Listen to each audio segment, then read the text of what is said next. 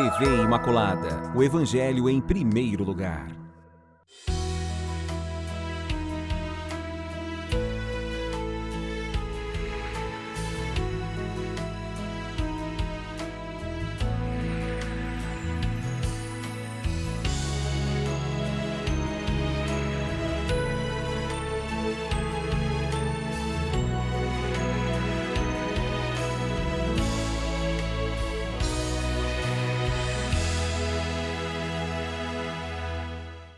Olá, queridos amigos, estamos nós iniciando nosso programa maravilhoso, Páginas da Bíblia, e agradecendo já desde esse início sua presença, pedindo que você se empenhe em trazer mais alunos. Vamos fazer com que as pessoas, mergulhando nessa história sagrada, possam também se descobrir, possam se fortalecer, possam abrir diante de si uma nova história em sua vida. Para nos ajudar nesse trabalho de hoje, conto aqui com minhas queridas mestras. Agradeço a presença da professora Ieda. Gratidão pelo convite, sempre uma alegria estarmos juntas. Sempre muito bom, né? Nosso estudo, né? Muito bom. Agradecer a presença da nossa professora Maíla. Muito bom estar aqui com vocês também, com o pessoal em casa. Sempre apaixonante descobrir histórias belíssimas que nós temos visto, né? Sim, com certeza. Eu não sei se vocês se lembram, mas quando a gente estudou o livro dos números, eu dizia, gente, nunca fui afeita a números, não gosto nem de números. Eu não sei o que será de mim nessa Bíblia, estudando números. Mas foi um livro tão apaixonante, porque eu descobri valores ali que eu não imaginava que tinha no livro dos números. Então, o Deuteronômio está mostrando para a gente que nós estamos fazendo, assim, uma retrospectiva, reforçando partes que foram importantes, trazendo alguns conceitos, assim, para dar uma ensinada mais reforçada para nós. E é isso que eu convido você a fazer agora. Nós estamos terminando o capítulo 4º, finalzinho, vou ler só o finalzinho do capítulo e já vamos mergulhar no capítulo 5. Portanto, é um trechinho bem pequeno, que eu vou fazer a leitura do versículo 44 até o 49, que é o segundo discurso de Moisés. Vai dizer, esta é a lei que Moisés promulgou para os israelitas. São estes os testemunhos, os estatutos e as normas que Moisés comunicou aos israelitas quando saíram do Egito, no outro lado do Jordão, no vale próximo de Bet-Fegor, na terra de Seom, o rei dos amorreus que habitava em Ezebom. Moisés e os israelitas o venceram ao saírem do Egito, tomando posse da sua terra, como também da terra de Og, rei de Bazã, ambos reis dos amorreus, no lado oriente do Jordão, desde Aroé, que está na encosta do vale Arnon, até o monte Sion, isto é, o Hermon. E de lá, toda a Arabá, ao lado oriental do Jordão, até o mar de Arabá, ao pé da encosta do Fasga. Aqui, na verdade, ainda não entrou propriamente no discurso. Aqui eles estão situando geograficamente onde se dá esse discurso. Mas eu vou pedir até, Ieda, que se você puder, até situe a gente aqui, como é que eles vieram parar aqui nessa região. Então, esse trecho aqui é um resumo assim, do que já foi apresentado no Deuteronômio, dos capítulos 1 até o 3, que é a conquista histórica do reino dos amorreus, Seom e Og. Então ele retoma, é uma introdução histórica, né, para fazer uma breve localização aonde eles estão e localização do lugar, né, e do tempo que eles estão aí situados. Então aqui do 44 até o 49 nós temos então a localidade. Esta lei aqui que Moisés comunica aos israelitas, ele diz aqui, né, que foi logo assim quando saíram do Egito. Porém, nós sabemos que houve toda uma caminhada de 40 anos. Então, e ele, onde que está localizado aí? É ao lado próximo do Jordão, no vale aí, conhecido também por Bet-Fegor, na terra de Seom, o rei dos amorreus. Tanto Seom como Og é um território dos amorreus. Então, são as primeiras vitórias então, que houveram depois da saída do Egito. Então, a localização aí é uma localização que podemos dizer que é uma ficção, porque o autor, a gente sabe que ele está narrando fatos que aconteceram, né, num período de lá pelo século XIII, que vai de 1230, mas na verdade, para os ouvintes que estão vivendo no século VIII, né? Então 750, mas ele traz esse fato histórico, essa vitória, essa conquista de Israel, as primeiras conquistas de Israel sobre os amorreus, ele traz para localizar, para dizer que foi nesse período, né, que foi nessa época que foi dada a Moisés, foi dado por Deus, por Yahvé, através de Moisés, o código deuteronômio que vai ser citado no capítulo 12 até o 28, ele vai falar sobre o código, a legislação deuteronômica. Então ele situa, né, traz para esse local, no deserto, próximo ao Rio Jordão, logo depois das primeiras vitórias, batalhas dos israelitas, para dizer, para dar o quê? A mesma importância que foi dado lá no Horebe. Depois nós vamos ver que logo em seguida ele vai falar sobre o Decálogo, ele vai fazer também uma introdução histórica aqui do Decálogo e vai falar da atualização da lei. Por quê? Porque ele vai dar a mesma importância ao Código Deuteronômico à época que foi ao Decálogo. Então, para dar mais autoridade a essa lei que vai estar sendo atualizada aqui. Entendeu? Quer completar? Não, é isso Não, mesmo. é isso mesmo. Uhum. Então, nós vamos agora, propriamente, entrar no capítulo 5. Aí é que vai acontecer realmente esse discurso de Moisés. Vai ser um pouquinho longa a leitura, eu peço até perdão a vocês, que às vezes fica monótono, mas em consideração àqueles que não têm material e contam com a nossa aula, né, apenas para se situar.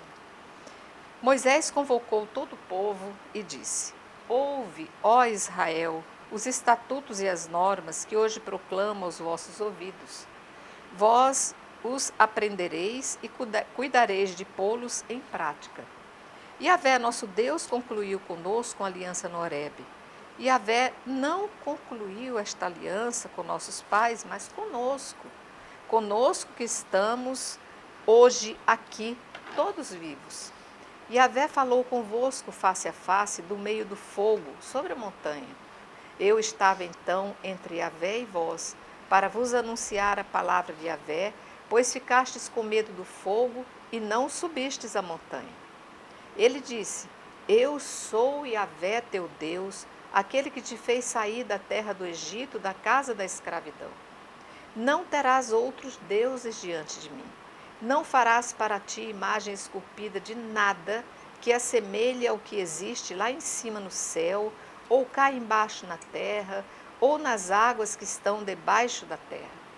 Não te prostrarás diante desses deuses, nem os servirás, porque eu, Yahvé teu Deus, sou um Deus ciumento, que puno a iniquidade dos pais sobre os filhos, até a terceira e a quarta geração dos que me odeiam.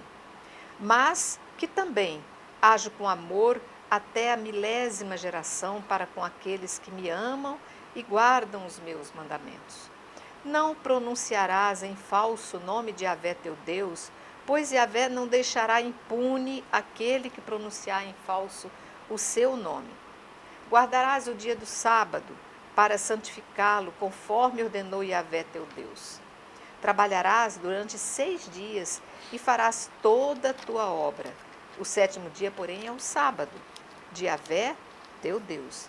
Não farás nenhum trabalho, nem tu, nem teu filho, nem tua filha, nem teu escravo, nem tua escrava, nem teu boi, nem teu jumento, nem qualquer dos teus animais, nem o estrangeiro que está em tuas portas. Deste modo, o teu escravo e a tua escrava poderão repousar como tu. Recorda que foste escravo na terra do Egito e que Yahvé, teu Deus, te fez sair de lá com mão forte e braço estendido. E é por isso que Yahvé, teu Deus, te ordenou guardar o dia do sábado. Honra o teu pai e tua mãe, conforme te ordenou Yahvé, teu Deus, para que os teus dias se prolonguem e tu corra bem na terra, e tudo corra bem na terra que Yahvé teu Deus te dá. Não matarás, não cometerás adultério, não roubarás, não apresentarás falso testemunho contra o teu próximo, não cobiçarás a mulher do teu próximo, nem desejarás para ti a casa do teu próximo, nem o seu campo, nem o seu escravo, nem a sua escrava, nem o seu boi, nem o seu jumento, nem coisa alguma que pertença ao teu próximo. Tais foram as palavras que em alta voz Yahvé dirigiu a toda a vossa assembleia no monte, do meio do fogo, em meio às trevas, nuvem e escuridão. Sem nada acrescentar, escreveu-as sobre 2 tábuas de pedra e as entregou a mim. Maíla, a gente até se lembra dessas leis contadas de forma até um pouco infantil, quando a gente era criança, tudo muito resumido. Aqui tem um tom de maturidade, de coisas realmente mais levadas a sério, os cuidados que a gente deve ter e o grande amor que esse Deus deixa com esse decálogo. Olha, meus filhos, se vocês seguirem isso, vocês não vão perder o céu, né? Sim. Deus aqui traz novamente, através de Moisés, a lembrança da aliança que ele faz com o povo. O compromisso que Deus tem com o povo de Israel é um compromisso de um Deus que cuida, que quer libertar, mas não é uma libertação apenas factual, tipo, libertou aquele povo lá do Egito e pronto, acabou. Não. A liberdade que esse povo vai tendo que conquistar na medida em que eles vão sendo fiéis a Deus, cumprindo as leis de Deus. Não se dá aqui um hiato, né, uma divisão entre seguir a Deus, ter Deus como único na vida do povo e não obedecer à sua aliança. E a aliança de Deus é cumprir os seus mandamentos. Não porque Deus seja um Deus que quer nos deixar sobre o seu jugo. Tem que fazer tudo como eu quero, porque é assim, e é através dessa obediência cega. Não, é uma obediência de amor. Porque ele sabe que tudo aquilo que é colocado na lei, ou seja, nesses mandamentos, são para o nosso bem. Então, a lei de Deus é uma lei que nos leva à liberdade, quando a gente obedece. É uma lei que nos leva ao amor incondicional a Deus, como Ele tem por nós. E a lei, o cumprimento dela, é para nós também uma garantia de que fazendo isso, o bem acontecerá na nossa vida. Então, é preciso ter consciência disso. Porque senão torna um fardo muito pesado.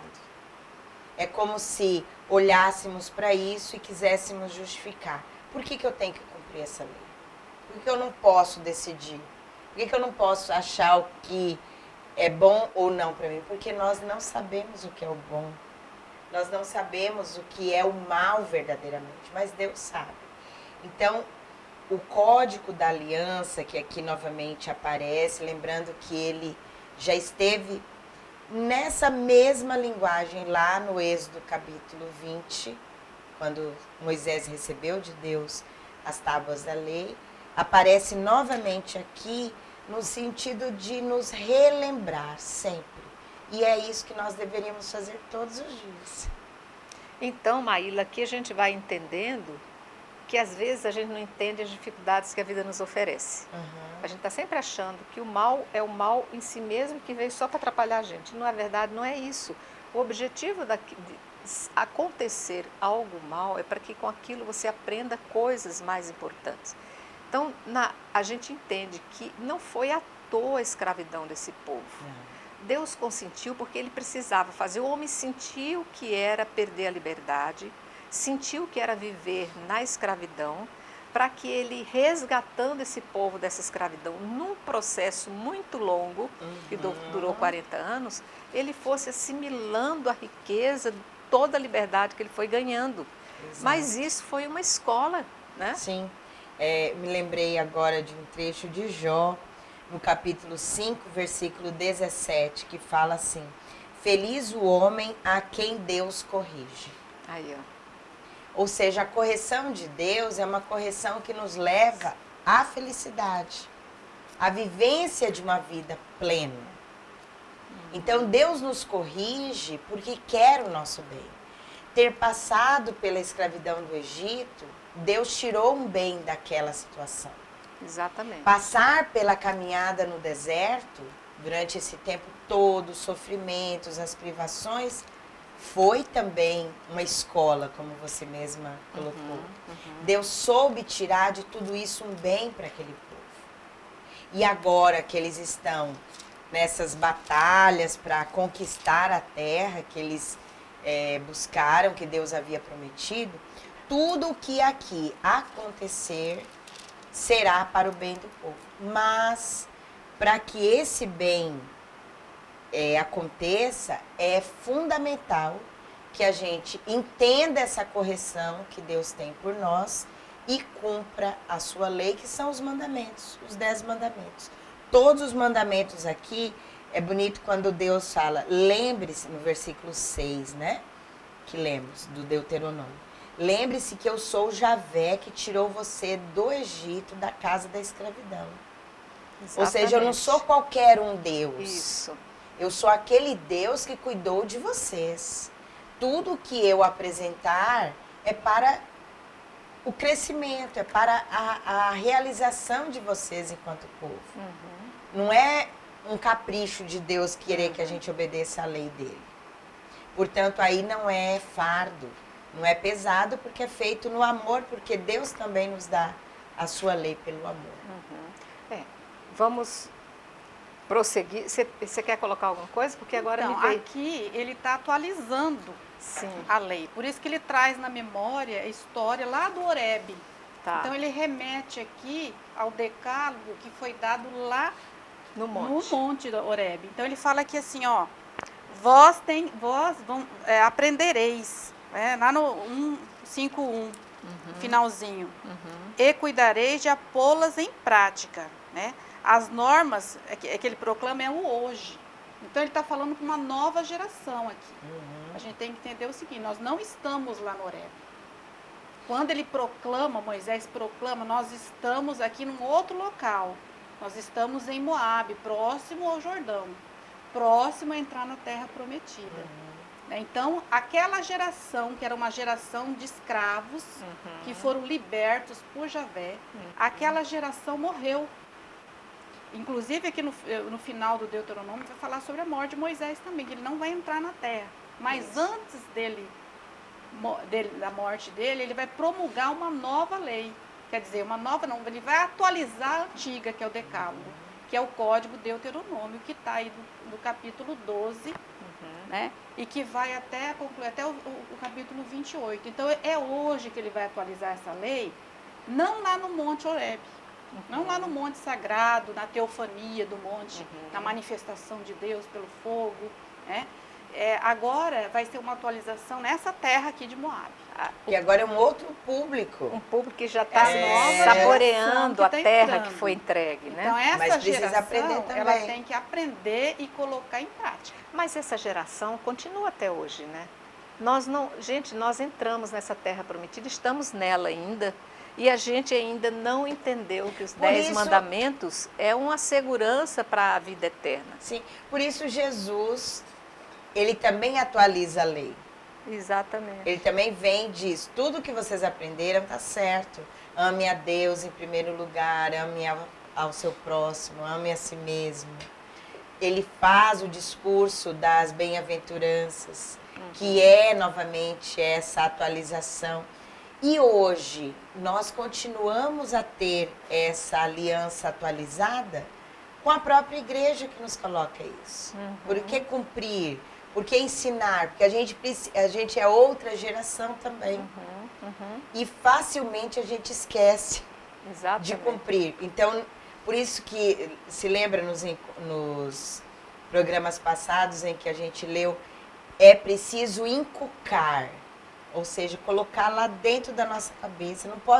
Não podemos esquecer.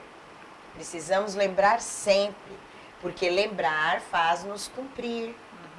Quando a gente esquece, a gente acaba se tornando infiel à aliança. Por isso que a memória dos fatos é importante aqui no livro. Sim. Por isso que é uma lei que deve ser inculcada, uma lei que deve ser repetida, martelada.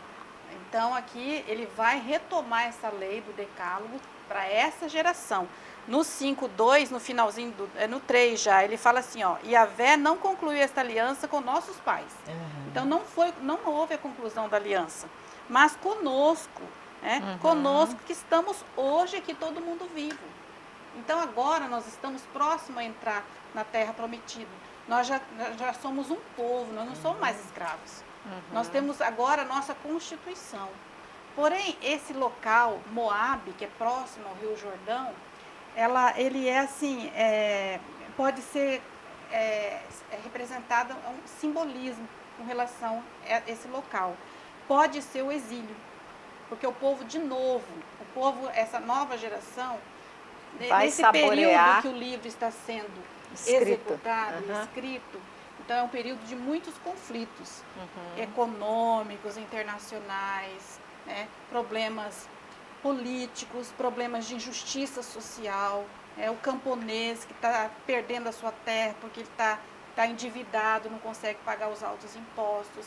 É um período que antecede, o livro foi escrito, por isso que é importante a gente ter o contexto, que antecede aqui, né, chega até Salomão, de Salomão vai para Josias, quando o tempo que o livro foi escrito, passa pelo exílio, porque aqui Moabe, aqui é um local simbólico que pode ser o exílio, onde a lei foi elaborada pelos doutores.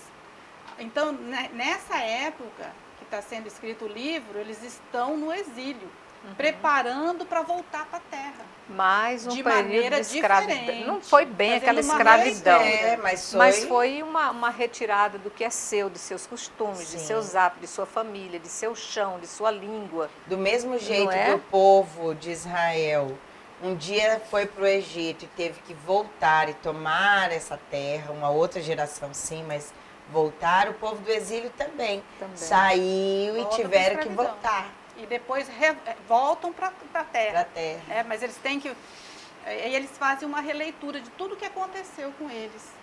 Então, eles estão no exílio, eles precisam aqui, né, retomar a lei, os mandamentos de Javé. Mas isso será que não é Deus dizendo para a gente, a vida constantemente é um perder e recomeçar, é um ficar sem nada e retomar a vida? Porque o pecado nos faz isso, o pecado nos tira da possibilidade da salvação. E você de repente tem que pensar, não, peraí, eu pequei ontem, mas hoje é outro dia, eu posso me reencontrar, me reconciliar, preciso voltar ao que é meu. Sim. Então, é uma constante assim, Deus nos mostrando que essa vida aqui na Terra, ela é muito frágil. Se você não tiver muita determinação do que você vai ter como posse, todos podem tirar o que é seu e você fica ali, ó. Então, mas aí o livro mais para frente, no capítulo 6, que é o centro teológico do livro, vai falar sobre o amor e o temor a Deus. Tá. O amor a Deus é que nos dá a garantia de uma vida plena. Amar a Deus, por isso que o mandamento maior de todos é amar a Deus acima de todas as coisas. Porque é dele que vem a nossa vida. Exatamente. Ele que vem em nosso socorro. Porque tudo que nós temos, nós recebemos dele, a vida. Né? Tudo que nós temos é dom de Deus. Então nós temos que agir na gratuidade e na justiça para que a gente possa ter vida e vida em plenitude. Essa é a proposta, o projeto de Deus. Não só para mim, mas para todos nós. Para todas as gerações, nós. né? É o que a gente anseia, né? A gente Exato. anseia uma vida boa para todos, mas que haja paz, para que haja a plenitude, é necessário a justiça. Sim. E aí então vai ser promulgada a lei, né, que vai ser dada para que o povo cumpra e viva ela em Jerusalém, lá em Canaã, na terra prometida aqui, que ele vai contando a história do passado e ao mesmo tempo fazendo uma releitura do presente e do futuro. É um livro assim muito complexo, porque a gente tem que entender esse contexto histórico. Né? Então aqui é interessante, lá no capítulo 6, no 5, 6, ele fala aqui Quem é que faz aliança com esse povo? Quem é que faz? Javé. Tá. É o que a Marília já falou, é o Deus Todo-Poderoso, é o Deus libertador.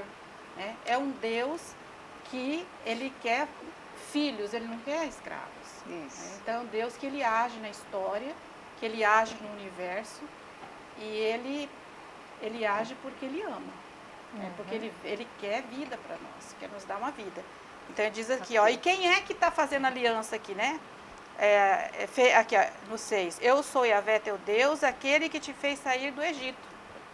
Então, eu sou Yahvé, ele é o Deus do universo, age na história em favor dos homens, né? E está agindo aqui em favor de Israel, que está na escravidão, que está no exílio. Né? E aí, qual que é o maior mandamento aqui? Que aí começa, né? Diante de mim não terás outro Deus, né? Ele quer então exclusividade. Mas é interessante a gente destacar algumas questões aqui, que a preocupação desse decálogo não é tanto cultual, mas é uma preocupação social.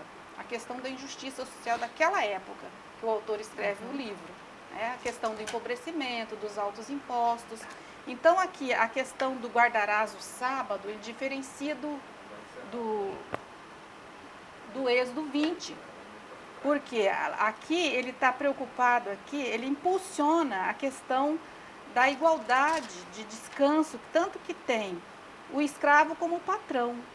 Né? Aqui, ó, deste modo, lá no versículo 12 e 15, se você puder acompanhar aqui, ó, guardarás o sábado. Isso. Para santificá-lo.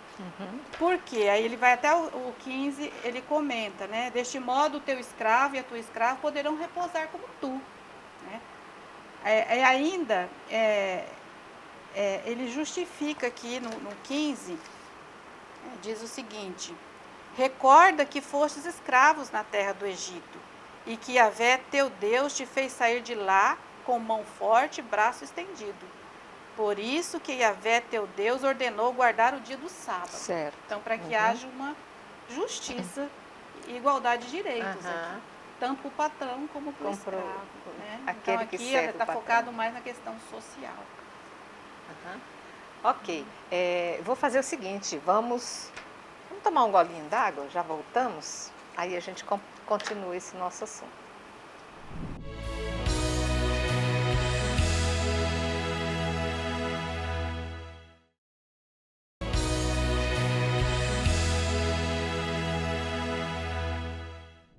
Voltamos, estamos estudando, graças a Deus, aprendendo nesse livro de Deuteronômio, capítulo 5. Vamos entrar no versículo 23, que vai dizer: contudo, quando ouvistes a voz que vinha do meio das trevas, enquanto a montanha ardia em fogo, vós todos, chefes de vossas tribos e anciãos, vos aproximastes de mim para dizer: eis que Yahvé, nosso Deus, nos mostrou sua glória e sua grandeza, e nós ouvimos a sua voz do meio do fogo. Hoje vimos que Deus pode falar ao homem sem que este deixe de viver. E agora, por que iríamos morrer? Este grande fogo vai nos devorar. Se continuarmos a ouvir a voz de Yahvé, nosso Deus, nós vamos morrer. Com efeito, quem dentre todos os seres carnais pôde, como nós, ouvir a voz do Deus vivo, falando do meio do fogo e permanecer vivo? Aproxima-te para ouvir tudo que Yahvé, nosso Deus, vai dizer. Tu nos dirás tudo o que Yahvé, nosso Deus, te falar. Nós ouviremos e poremos em prática. Yahvé ouviu o tom das vossas palavras quando falastes comigo e me disse: ouvi o tom das palavras que este povo te dirigiu. Tudo o que falaram é muito bom. Oxalá o seu coração fosse sempre assim, para temer-me e observar continuamente todos os meus mandamentos, de modo que tudo corresse bem para eles e seus filhos para sempre. Vai e dize-lhes: voltai às vossas tendas. Tu, porém, permanece aqui comigo, para que eu te diga todos os mandamentos, os estatutos e as normas que lhes ensinarás, a fim de que os pratiquem na terra cuja posse eu lhes darei. Vamos parar aqui, né, meninas? Já tem bastante coisa para a gente entender. Eu acho engraçado, acontece, eu já peguei vários trechos assim, e que de repente dá um negócio assim nesse povo e eles dão uma de entendi, agora eu entendi. O Senhor falou isso, e a gente vai entender. É como a gente faz de vez em quando, né? Tá certo, gente, eu fiz umas besteiras lá atrás, mas agora eu vou prometer que eu não vou mais fazer aquilo. Não dá muito tempo para fazer a mesma bobagem de antes, né? É engraçado a gente ver como isso aqui representa. Nós hoje não mudamos nada. E mas Deus que não se decepciona e não perde a esperança, ele diz assim: tomara, oxalá que você conserve sempre essa atitude, para atitude de me temer, de observar continuamente todos os meus mandamentos, de modo que tudo corra bem para você e para os seus filhos para sempre. Deus não perde a esperança, Deus não desespera conosco. Ele sempre espera que tudo isso que eles passaram e que as leis que ele está novamente trazendo, atualizando agora para essa geração, tudo isso faça parte da vida deles, como compromisso. Ou seja, vocês estão me prometendo que vocês vão viver essa aliança? Eu acredito que vocês farão isso. Deus sempre renova esse compromisso conosco. Tá. E aqui é interessante como que aparece a questão da presença de Deus, porque diz assim: Javé nosso Deus mostrou-nos a sua glória e grandeza, e nós ouvimos a sua voz no meio do fogo. Hoje vimos que Deus pode falar aos homens sem que este morra. Aí a gente fica pensando, antes Deus falava com eles, por exemplo, quando Deus fala diretamente com Moisés, Moisés se rebaixa, né? Nem olha para Deus ali naquela sarça ardente. Por quê? Ninguém pode olhar, ver a Deus e ficar vivo. Deus não pode falar conosco frente a frente. Com essa carne mortal. Isso, e nós permanecermos vivos. Mas quando ele diz, agora Deus pode falar com o homem sem que este morra. Uai, mas e agora? Como que isso se dá? Porque agora Deus nos fala pela sua lei. Cumprindo a lei de Deus, é Deus que está nos falando. E isso não vai fazer com que a gente morra. Ele pode falar conosco agora, pela sua lei, pelos seus mandamentos, e nós continuaremos vivos. Então, a palavra de Deus, ou seja, a sua lei, o decálogo, os mandamentos, é a forma como Deus tem para falar conosco. É como se ele dissesse: meu filho, não mate. Meu filho, não cometa adultério. Meu filho, não cobice. Me ame, guarde o sábado. Deus está falando conosco. Só que agora, pela sua lei, ele fala conosco que nós não morremos mais, como era realmente de se esperar diante de Deus. Então é interessante esse trecho para a gente perceber essa diferenciação e, na verdade, essa nova postura de Deus conosco, né, com o povo. Sempre achando uma saída, né? Ele fala através das suas leis, né? Então a lei que foi dada por Deus através de Moisés. Nós temos a mediação humana também, na formulação das leis. Verdade. Então Deus também age no humano. Tá. Então, para que o humano, ele se revela no ser humano também, para que o ser humano tenha vida, para que ele dá essa lei, para que o ser humano realmente possa agir com justiça em todos os conflitos que tiver. É interessante aqui no versículo 26, que ele diz assim, é uma admiração, né? Parece que o autor está admirado, diz assim: com efeito, quem dentre todos os seres carnais pôde, como nós, ouvir a voz do Deus vivo? Falando do meio do fogo e permanecer vivo, ele questiona aqui, né? Essa questão do Deus vivo, tem um comentário aqui na Bíblia Jerusalém, que afirmar que Deus é vivo é uma das principais formas, né, as principais formas de profissão de fé no Deus verdadeiro.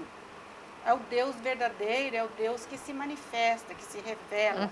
É um Deus que é vivo, não é um Deus que é falso, não é um falso Deus. Né? Não é um falso Deus, porque é um Deus que vê, é um Deus que ouve, um Deus que fala, né? E que vem em auxílio ao ser humano. Por isso que lembra quando Deus aparece em outros momentos do Antigo Testamento, eu sou o Deus de Abraão, o Deus de Isaac, o Deus de Jacó. O Deus dos vivos e não dos mortos. Ele não é um Deus que está lá distante, um ídolo. Deus faz parte da nossa história. Por isso que ele fala, ele age, ele corrige, ele ama, ele cuida, ele luta a nosso favor. Então nós podemos sentir essa presença de Deus. E essa presença se faz quando a gente é vivo. Diferentemente de outros Contrário deuses, aos falsos deuses, os ídolos que não se fabricados mexem, por não imagens, fazem. as imagens humanas, como o faraó. O Isso. faraó era, né, construiu a imagem dele, era adorado como Deus. Porém, ele não era o Deus vivo. Né? As imagens de animais, as imagens dos astros, eles não representam nada, é um Deus morto, porque é um Deus que não está vivo, ele não age na história, ele não tem esse poder. Então, quando ele fala aqui no Deus vivo, ele afirma sempre assim, essa principal, a fé no Deus verdadeiro, no Deus que atua na história. Tá, mas eu quero terminar esse capítulo 5 com esse finalzinho aí, a partir do versículo 32. Observai, portanto, para agirdes conforme vos ordenou Yahvé vosso Deus. Não vos desvieis, nem para a direita, nem para a esquerda. Andareis em todo o caminho que Yahvé vosso Deus vos ordenar, para que vivais, sendo felizes e prolongando os vossos dias na terra que ides conquistar. Aqui está a receita da felicidade. Para que você seja feliz, nada de ir para a direita, nada de ir para a esquerda, mantenha-se íntegro. Basta seguir o que... Gente, eu dei 10 leizinhas para vocês, só 10. Né? Depois vem todas as leis judaicas, 613 leis, que Ave Maria, dormia já estava pecando, acordava já estava pecando, comia estava pecando. Gente do céu, o que é aquilo? O Senhor vai ser tão simples, vai resumir tudo em 10 e vai dizer, basta seguir isso. E são leis que você não comete, você não vive matando, você não vive roubando, ninguém faz isso. Então, se resume isso tudo a amar a Deus e ao próximo a ti mesmo, que foi o aprimoramento dessa lei que Jesus vem fazer depois. Sim, exatamente. Por isso que ele diz, a obediência... Quando obedecemos, vivemos. O que é esse viver? É estar ligado a Deus. Por isso que não se preocupe da direita, à esquerda, escolher isso, aquilo. Só escolha o que Deus escolheu. Só obedeçamos o que Deus já nos deu caminho. Exatamente. Mostrando para nós. Quer dizer, Deus é tão bom que ele não é herético no sentido de dizer assim, bom, eu criei vocês, agora vocês se virem para saber o que tem que fazer ou não para vocês se manterem vivos, para vocês não perderem essa vida plena comigo. Não, ele mesmo cuida, ele diz, ó, não vai para cá, vem aqui no meu caminho, tá errando, volta. Ele cuida, ele ampara, ele guarda, ele é um guardião, porque ele quer que nós estejamos com ele. Ele quer a nossa vida. Né? Então, por isso que no final ele diz assim, do 33, sigam o caminho de Deus que ele ordenou, para que vivam, para que sejam felizes, para que prolonguem a vida na terra. Ou seja, o que nós seres humanos queremos senão isso? Viver com Deus, ser feliz, usufruir daquilo que Deus nos dá, porque a terra aí é o usufruto de tudo. Mas para isso, ele só nos pede uma coisa, obediência. Só obediência. Que é o fruto que E foi parece comido. que é tão fácil, E mas não é complexo essa muito questão, complexo. né? E veja bem, a gente pensa assim, gente, há muito que ser conquistado na terra ainda. Muitos homens não acreditam nisso. Muitos homens continuam comendo do fruto proibido até hoje, a desobediência Então, constante, né? E para eles aqui, já te dou a palavra, mas aqui eles estavam conquistando a terra prometida, não é? Sim.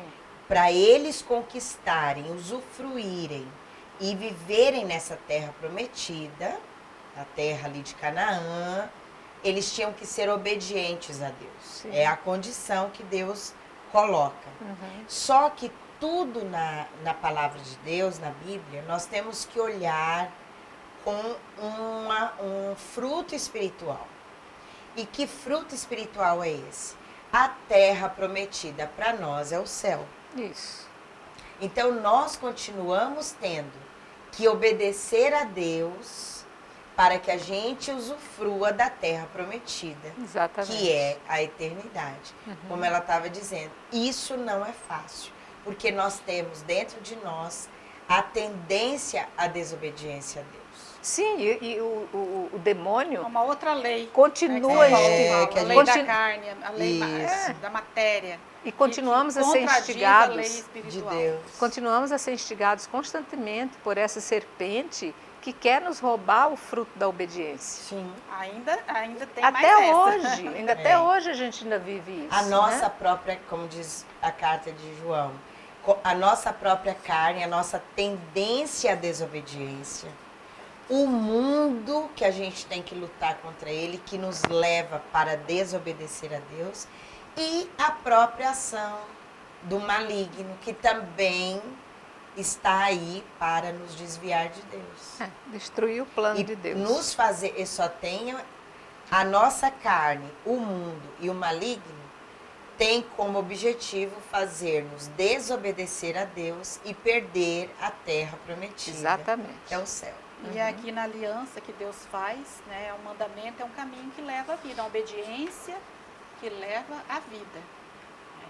Então, no livro de São José Maria Escrivá, que fala que é o caminho, que o mandamento aqui até diz assim, que é o caminho que a Vé aponta, né?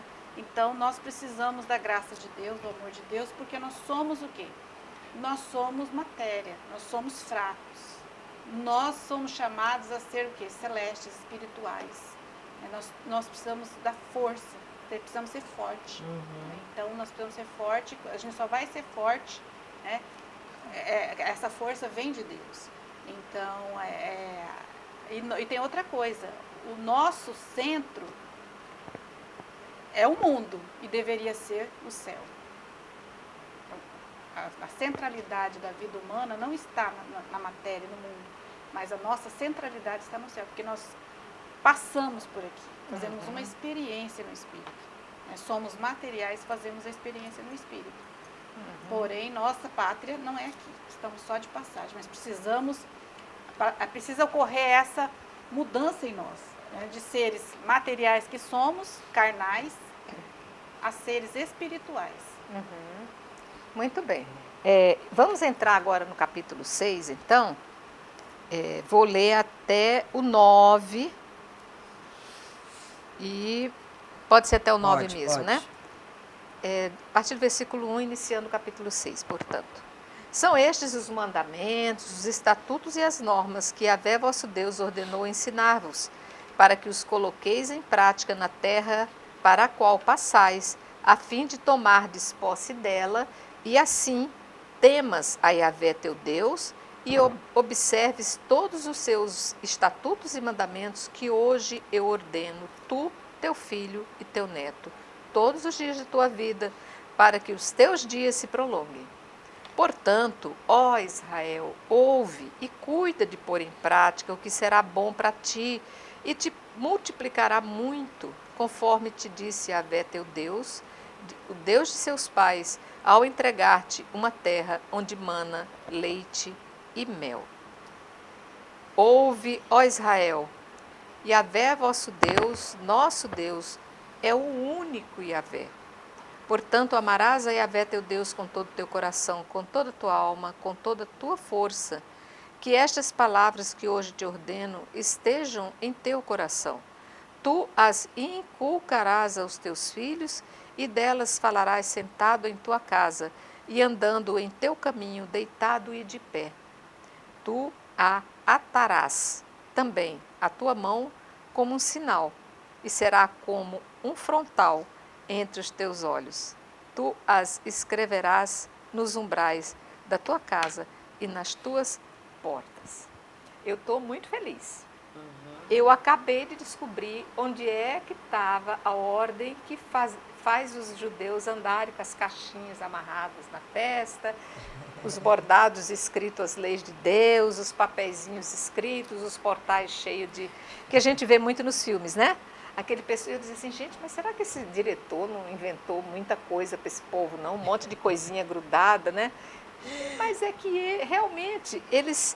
Foi dito que é preciso que guardes, então eles tomaram o pé da letra mesmo. Para você não esquecer. Para que você não esqueça, isso tem que ficar inculcado, é uma palavra que está sendo repetida. Toda hora. Então, e eu achei... Martelar. Aham, exatamente. Amarás o Senhor, eu achei que isso aqui era coisa nova, viu, gente? Amarás o Senhor teu Deus de todo o teu coração, de toda a tua alma e com toda a tua força. Já foi lá no Deuteronômio, foi escrito isso. Exatamente. E eu achei que era uma ênfase nova dos dias de hoje, amarás o Senhor teu Deus. Não, já é de todo sempre. Exatamente. Quando aparece lá, né, no início do capítulo 6, tema, ou seja, tenha temor a Deus, a Javé, observando os seus estatutos e mandamentos, que hoje eu ordeno a você, a seu filho, a seu neto, durante todos os dias de sua vida, para que ela se prolongue. O temor a Deus. Todo princípio da obediência começa no temor a Deus. O temor a Deus, que é o medo. O medo santo. O medo, exatamente, de perder a Deus. De perder Porque Deus. Perdendo a Deus, perdemos Perdeu tudo. Tudo. Então, o temor a Deus, que deve sempre estar presente na nossa vida. Isso nos leva à obediência, ao cumprir as leis de Deus, a mim e a todos que estão aí ligados a nós. Por isso que ele fala a seu filho, a seu neto. Isso. A importância de se passar isso para os outros que estão subordinados a nós. Isso também é uma característica muito do povo judeu, né? Em que eles têm essa obrigação de ensinar. O mais velho passa, ensina para os filhos, para os netos, algo que às vezes a gente está perdendo, né? Porque para nós, cada um que cuide da sua vida, aprenda e... Não, nós temos uma obrigação de passar isso à frente. E aí, o Shema, né? Que é o escuta. É Deus que fala assim, ouça Israel, pelo amor a mim, escuta o que eu estou falando. O ouvir é uma atitude de estar ali querendo se colocar perto de Deus. É uma atitude de obediência. De uma certa passividade. Eu passividade. Aqui não estou lutando, eu estou assimilando. Exatamente. Tudo que falares... Porque o que Deus nos fala é bom. Sim. Então, eu quero ouvir. É uma atitude daquele que se coloca passivamente em obediência. mesmo. Obediência. O que falares eu cumpro. Exatamente. Eu quero ouvir. Escuta. Eu falo e você escuta. E isso deve tomar conta da nossa vida no todo. Por isso que ele fala, escuta com o coração, escuta com a tua alma, escuta com toda a sua força. Não é para escutar só com o ouvido. Isso. É para obedecer. É para cumprir, para se viver, para se praticar. isso. E aí ele diz aqui, né, qual que é? Ó, escuta, ouve, ó Israel, Yahvé, nosso Deus, é o único Senhor. Não tem outro Deus além de Yahvé. Não existe outro Deus além de Yahvé. Esse Deus que libertador. E aí aqui é o mandamento que é de amor. No 5 ele diz assim, amarás a Deus, amarás Yahvé teu Deus com todo o teu coração. Então é uma ordem aqui, está dando uma ordem. Nós temos Nós não temos escolha. Né? O mandamento, a ordem é amar. Amar a Deus, aí ele continua aqui, com o coração, né? Com todos os nossos afetos, sentimentos, nossos projetos, com toda a nossa alma. A alma é o que é o sopro de vida, com toda a nossa força, com as nossas ações. Então, nós somos chamados aqui a amar a Deus de uma forma inteira, integral. Em tudo aquilo que nós pensarmos, tudo aquilo que a gente falar e tudo aquilo que a gente fizer, tem que estar penetrado pelo amor de Deus. É verdade. Me vem a lembrança assim, muitas vezes todos os países, estados, convocam exércitos para as guerras, né? O chamado da vamos vencer pela imposição das armas, seria assim uma manifestação do ódio, né? Aqui o Senhor nos chama para montar esse exército para que amem, a única arma, a única obra que Ele quer que faça, amem. Eu os chamo para amarem. É só isso. É interessante, uma nova guerra, um novo estado de ser, né? E aqui me fez lembrar muito do que Jesus, a prática de Jesus, porque ele sempre usava essa expressão quando se dirigia ao povo ensinando. Quem tem ouvidos, ouça. Vira e mexe Jesus no Evangelho, ele traz isso primeiro, para fazer aquele povo lembrar que ele é Deus. E que Deus já pediu para ouvir. Deus é o Messias. Então, aquilo que Jesus veio ensinar é aquilo mesmo que Deus já havia ensinado ao povo aqui no Antigo Testamento. Jesus só veio novamente reforçar e dar sentido a tudo isso. Então, por isso que constantemente Jesus ouça, quem tem ouvidos, ouça, porque entra por aqui, para chegar aqui, para chegar no coração, para mudar a nossa atitude. Né? Então, esse Shema, essa palavra aí, que é esse ouvir, escuta, Israel, é muito, muito forte. E aí, exteriorizando, eles tomaram tudo isso nos frontões das portas, naquilo que eles andavam, nas roupas, nas franjas, nos bilhetinhos, como você colocou. Por quê? Eu não posso esquecer nunca disso. Eu não posso esquecer. Porque a partir do momento que eu esquecer, eu deixo de ir lembrando que o meu único objetivo nessa vida é amar a Deus. É amar esse Deus que nos livrou da escravidão do Egito, mas que depois, principalmente, nos livrou da escravidão do pecado do seu próprio Filho. Muito bem. A gente ouviu aqui o Senhor clamar tanto, ouça Israel, agora eu falo, ouça povo de Deus da TV Imaculada. Né? É tão pouco o que nos é pedido para formar esse exército, basta amar. Só, a única arma.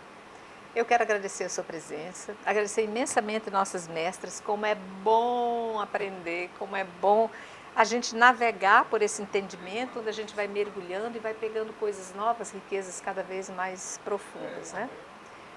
Fiquem com Deus, não deixem de acessar as plataformas do YouTube para que você pegue os programas anteriores que você perdeu e que você precisa acompanhar, para convidar seus amigos, indicar, e nós estamos aí para continuar cada vez mais descobrindo nossas páginas sagradas. Fiquem com Deus. Salve Maria Imaculada. Salve Maria Imaculada.